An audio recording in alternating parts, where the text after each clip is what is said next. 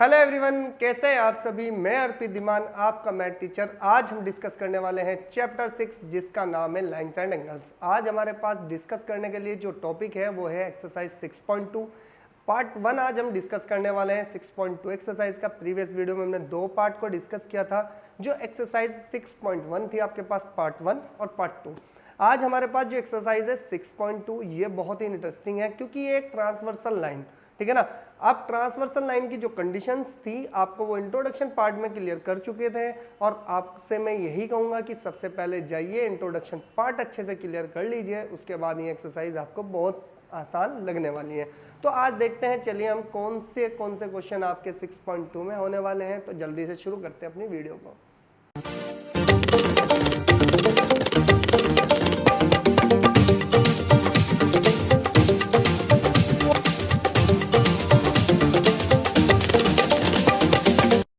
तो चलते हैं, हमारे पास फर्स्ट क्वेश्चन क्या है। सबसे पहले हम फर्स्ट क्वेश्चन को डिस्कस कर लेते हैं। 6.2 का फर्स्ट क्वेश्चन क्या कहता है, आप ध्यान से देखें कि भाई फर्स्ट क्वेश्चन का स्टेटमेंट क्या है, पढ़ते हैं और फिर देखते हैं कि हम वैल्यूज कैसे फाइंड कर सकते हैं। उसने कहा कि इन फिगर, आपके पास एक फिगर है, find the value of X and Y and then show that कि A B parallel to C D. अब उसने कहा कि भाई एक्स और वाई, आपको इस जो फिगर है आपके पास, इसमें एक्स और वाई दिखते हैं, उनकी पहले वैल्यू बता दो। फिर उसके बाद ये भी प्रूव करके दिखाओ कि भाई जो ए बी लाइन है वो बी सी के क्या है, पैरेलल है, कि ये कभी इंटरसेक्ट नहीं करेंगी। थोड़ा सा ध्यान से सुनना है कि हमें लिखना है क्या भाई आपके पास की सॉल्यूशन, कि हेयर आप ध्यान से देख रहे होंगे कि भाई इस पूरे के पूरे फिगर में आपको दिखा होगा कि x एक एंगल के साथ कुछ प्रॉपर्टी बनाता है, और आपको पता है कि x और 50 जिस दिन आप ऐड कर दोगे तो ये 180 डिग्री आपका बना लेंगे। तो हम यहीं से लिखेंगे कि x प्लस के 50 डिग्री इक्वल्स टू में कितना आ जाएगा, 180 डिग्री। अच्छा बताओ कौन सी कंडीशन से हुए, हम यहाँ से लिख देंगे कि बाय लीनियर पेयर। इतनी बात समझ में आई। यहां से हमें पता है कि हम x की वैल्यू को फाइंड कर सकते हैं, तो फाइंड करेंगे तो कितना बन जाएगा, 180 डिग्री माइनस के 50 डिग्री, और x हमारे पास आ गया 130 डिग्री। अब ध्यान से देखा जाए तो मेरे पास x तो फाइंड हो चुका, उसने तो क्वेश्चन में बोला था कि भाई मुझे x और y बताने हैं, तो x तो हमारे पास ऑलरेडी फाइंड हो चुका। अब y के लिए जंग करते हैं भाई। हम यहां से लिखेंगे कि वी नो डेट, क्या है जी हमारे पास कि वी नो डेट, अगर देखा जाए तो y हमेशा 130 के साथ एक रिलेशन निकालता है, जो कि आपके पास क्या होता है, वर्टिकली अपोजिट एंगल। अब वर्टिकली अपोजिट एंगल्स क्या होते हैं, ऑलवेज इक्वल होते हैं। आमने सामने वाले एंगल्स हमेशा इक्वल होते हैं जब दो लाइन आपस में इंटरसेक्ट करती हैं, ठीक है। तो हम यहाँ से लिखेंगे कि we know that y equals to कितना बना भाई मेरे पास, 130 डिग्री। तो इसका मतलब मेरे पास y भी फाइंड हो चुका, और y फाइंड हुआ तो ये किस प्रॉपर्टी से हुआ, हम लिखेंगे कि बाय वर्टिकली अपोजिट एंगल्स।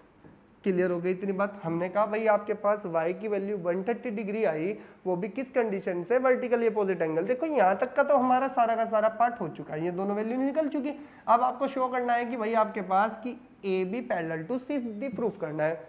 अब थोड़ा सा ध्यान से सुनो, x की वैल्यू कितनी आई मेरे पास, 180 डिग्री आई, और ये एंगल कितना है मेरे पास, 180 है। अगर एक एंगल को छोड़ के दूसरे एंगल को देखते हैं तो इसको बोला जाता है आपका करस्पॉन्डिंग एंगल्स। जिस दिन करस्पॉन्डिंग एंगल्स इक्वल हो जाए तो समझ जाना कि वो जो करस्पॉन्डिंग एंगल्स इक्वल आए वो तभी आए जब वो दोनों लाइंस क्या थी, आपस में पैरेलल थी। ये कंडीशन आपको पता होनी चाहिए। हम यहाँ से लिखेंगे कि नाउ मेरे पास क्या हुआ कि x इक्वल्स टू 130 डिग्री, ठीक है जी। तो देन या ऐसे लिख सकते हैं कितना भैया आपके पास कि x इक्वल्स टू 130 डिग्री अगर मेरे पास ये बनता है, ठीक है ना। और मैं कह सकता हूं कि हम ये कैसे लिख सकते हैं कि बाय, हम क्या लिख सकते हैं, करस्पॉन्डिंग एंगल्स। बात क्लियर हुई भाई, किसके अकॉर्डिंग हुआ कि हम कह सकते हैं कि बाय करस्पॉन्डिंग एंगल्स। अब जब ये करस्पॉन्डिंग एंगल्स होंगे तो हम यहां से लिख देंगे कि देयरफॉर ए बी लाइन है जो वो पैरेलल किसके हैं, वो सी डी के हैं, और यही हमारे पास तीसरा क्या था भैया, हमारे पास आंसर बताना था। ये छोटा सा क्वेश्चन है, इसको आपको हर पॉइंट पर इंडिकेट करना है कि किस तरह से हम इस क्वेश्चन को कर पाए, ठीक है ना। फटाफट से इसका स्क्रीनशॉट ले, नेक्स्ट क्वेश्चन पर चलेंगे फिर। तो जल्दी से देखते हैं हमारे पास जो नेक्स्ट क्वेश्चन है वो क्या है। नेक्स्ट क्वेश्चन है हमारे पास इन फिगर, जो आपके पास एनसीईआरटी में ये फिगर है, इसका नाम है 6.23, ठीक है जी। उसने कहा कि इफ का मतलब होता है आपको जो गिवन दे रखा हो, उसने कहा कि A B parallel to C D, A B parallel to C D and आपके पास C D parallel to E F. अब ध्यान से सुनो भाई, एक बात बताओ, मैंने कहा 3 लाइन से, ठीक है, ये इसके पैरेलल है, हमने कहा कि ये इसके पैरेलल, तो आपस में तो तीनों ही पैरेलल हो चुकी भाई। जब एक दूसरे के आप पैरेलल बना रहे हो तो तीनों ही क्या रह जाएंगी भाई मेरे पास, तीनों ही एक दूसरे के क्या हो जाएंगी, पैरेलल्स हो जाएंगी।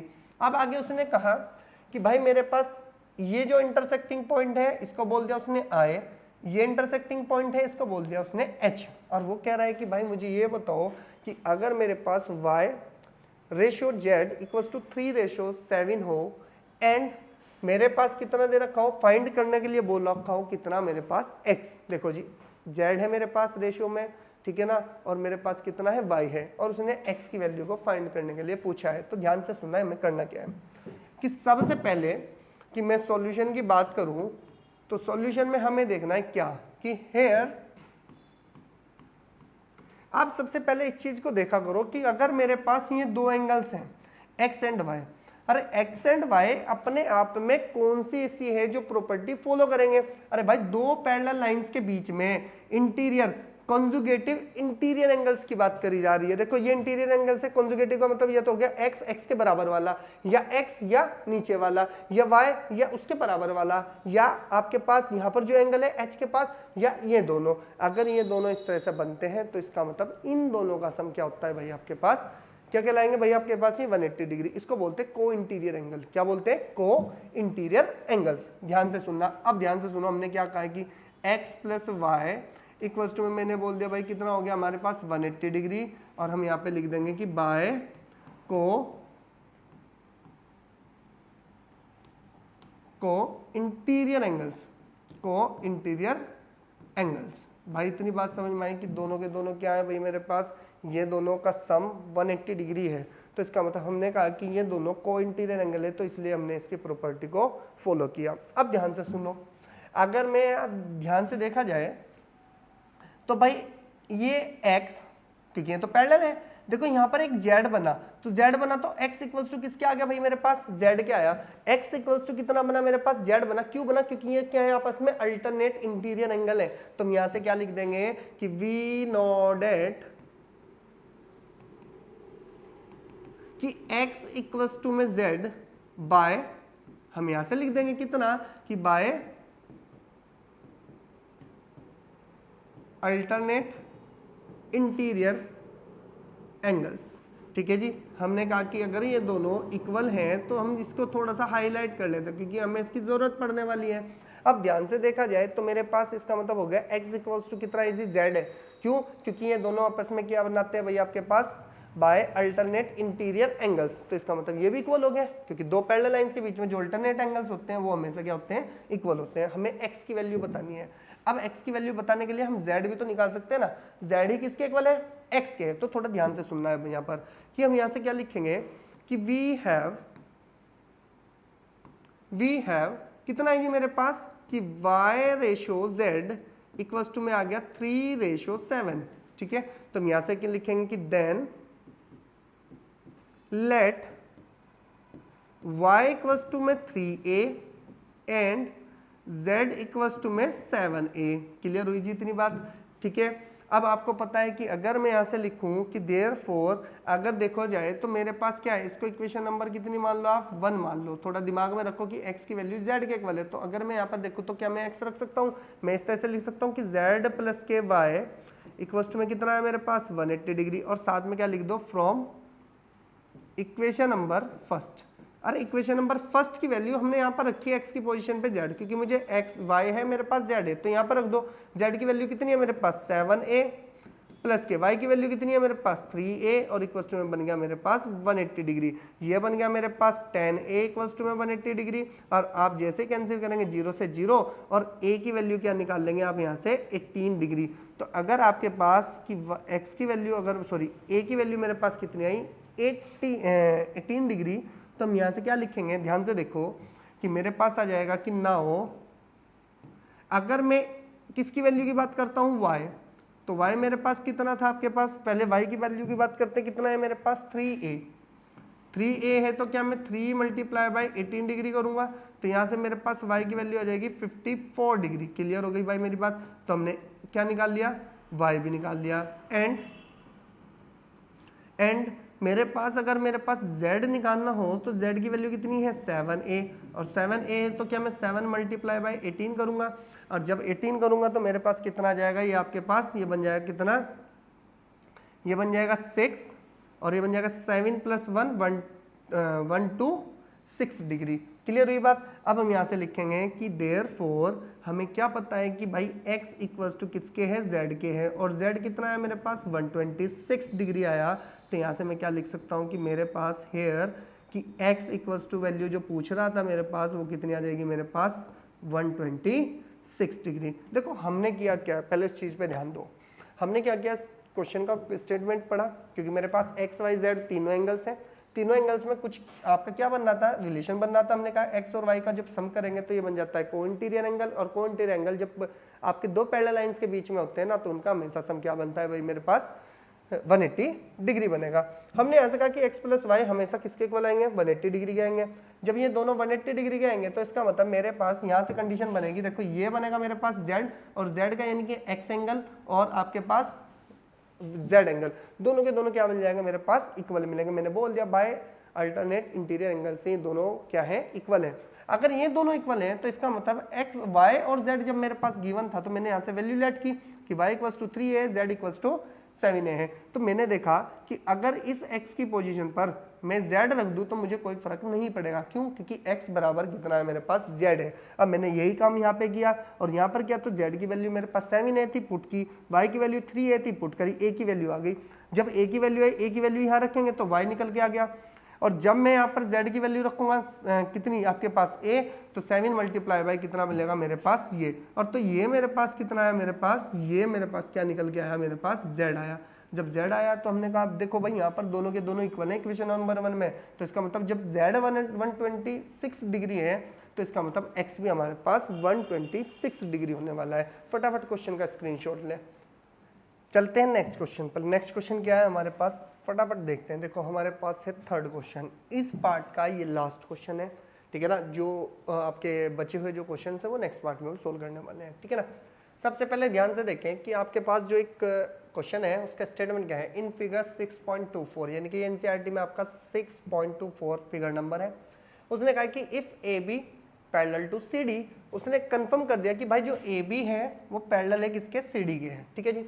आगे उसने कहा है कि E F parallel to C D, यानी कि जो ई एफ है ये पैरेलल है किसके, सी डी के, यानी कि लेफ्ट में भी पूरा एंगल और राइट में और लेफ्ट में दोनों जगह आपका जो एंगल बनाता है वो 90 डिग्री बनाता है, ठीक है।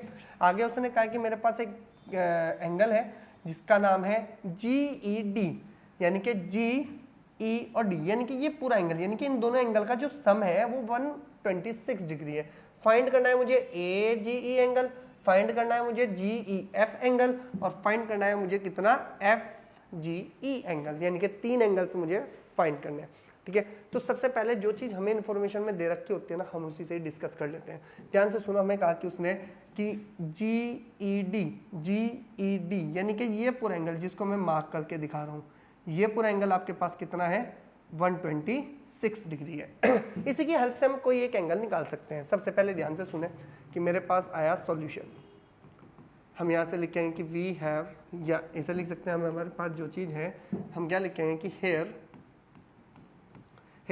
अगर ध्यान से देखा जाए इस पूरे एंगल का जो सम है वो कितना है भैया आपके पास 126 है, और इसका जो एंगल है ये दो एंगल का पार्ट बनाकर पूरा जुड़ के बनता है, ठीक है ना। इन दोनों को लिख लेते हैं। क्या मैं ऐसे लिख सकता हूँ कि एंगल GE और D इक्वल्स टू में एंगल आ जाएगा मेरे पास GEF, कितना बनेगा आपके पास ई और एफ, क्लियर हो गई जी आपके पास, प्लस के एंगल बन जाएगा आपके पास एफ ई और आपके पास डी। ठीक है जी, हम क्या कह सकते हैं कि भाई आपके पास ये चीज़ गिवन है, और गिवन है तो हम यहाँ से निकाल सकते हैं कितना कि जी ई डी की वैल्यू कितनी है 126 डिग्री। अरे कितना है 126 डिग्री इक्वल्स टू में एंगल जी ई और एफ आपको क्या करना है फाइंड करना है, और प्लस के इसका एंगल का कितना हो जाएगा भाई आपके पास 90, क्योंकि ये कितना है भाई आपके पास 90 है। हम यहाँ लिख सकते हैं कि गिवन एंगल एफ ई और डी इक्वल्स टू में कितना है मेरे पास 90। ये चीज गिवन क्वेश्चन में पहले बोल दिया, क्योंकि परपेंडिकुलर है तो परपेंडिकुलर का मतलब 90 है। आप इसको सोल्व करेंगे तो कितना बनेगा भाई आपके पास angle G E F equals to में बन जाएगा 126 डिग्री और माइनस के 19 डिग्री। तो इसका मतलब मेरे पास एक एंगल निकल गया जी ई और एफ इक्वल्स टू में 36 डिग्री। अब ध्यान से देखो हमारे पास एक एंगल उसने पूछा था 136 सॉरी कितना है 36 डिग्री, कौन सा है जी ई एफ, यानी कि जी ई एफ यानी कि ये एंगल हमारे पास फाइंड हो चुका है, कितना है मेरे पास ये 36 डिग्री है। अब थोड़ा सा ध्यान से दें, हमें कौन सा एंगल निकालना है भाई ए जी ई। अगर ध्यान से देखा जाए तो क्या मैं ऐसे लिख सकता हूं कि वी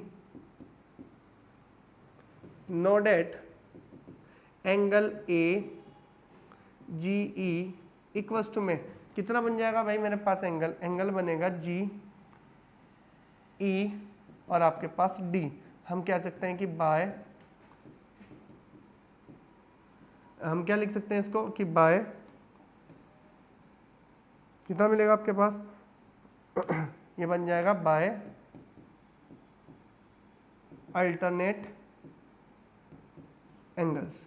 ठीक है, यानी कि ये जो एंगल है ये वाला एंगल आप ध्यान से देखा जाए ये एंगल किसके इक्वल हो जाएगा इस पूरे एंगल के इक्वल रहेगा। तो इसका मतलब हम कह सकते हैं कि ए जी ई की वैल्यू कितनी आ जाएगी आपके पास angle A G E equals to में कितना आ जाएगा 126 डिग्री, क्योंकि इसकी वैल्यू हमें ऑलरेडी गिवन है। कितनी है भाई आपके पास 126 डिग्री। देखो दो एंगल के हमारे पास आंसर आ चुके हैं। अब तीसरे की बात करी जाए तो तीसरा हमें बोलता है क्या, अब थोड़ा सा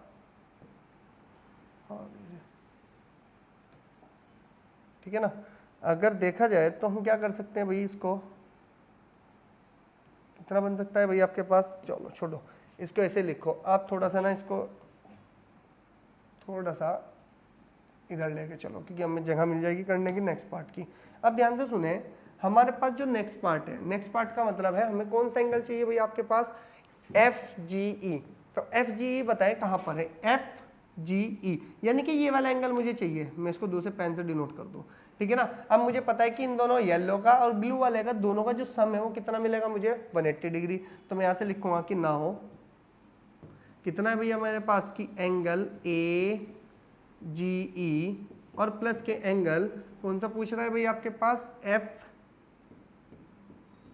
जी ई इक्वल्स टू में कितना है मेरे पास 180 डिग्री। हम इसको बोल सकते हैं कि बाय लीनियर पेयर। देखो मैं एलपी लिख रहा हूं तो लीनियर पेयर, ठीक है जी। आप ये बताएं ए जी ई की वैल्यू कितनी है मेरे पास, क्या मैं ए जी ई की वैल्यू बता सकता हूं कितनी है जी 126 डिग्री है, और प्लस के एंगल एफ जी और ई इक्वल्स टू में कितना हो गया 180 डिग्री। अगर मैं 126 इधर से माइनस करूंगा तो ये टोटल कितना बना के आएगा कि एंगल एफ जी और ई इक्वल्स टू में बन जाएगा 54 डिग्री। आप जब माइनस करेंगे ना 126 डिग्री उधर जाकर तो 180 में से कितना बचेगा मेरे पास 54 डिग्री। एक आंसर ये रहा, एक आंसर आपके पास ये रहा, और एक आंसर आपके पास ये रहा। तो तीन एंगल्स उसने पूछे थे एक आपके पास AGE सॉरी AGF, एक AGE और एक आपके पास पूछा था FGE। आपके पास तीनों जो है आंसर निकल चुके हैं, ठीक है जी। अब मिलेंगे आपको नेक्स्ट वीडियो में जिसमें आपकी कंप्लीट हो जाएगी एक्सरसाइज 6.2। ओके स्टूडेंट, मिलते हैं नेक्स्ट वीडियो में।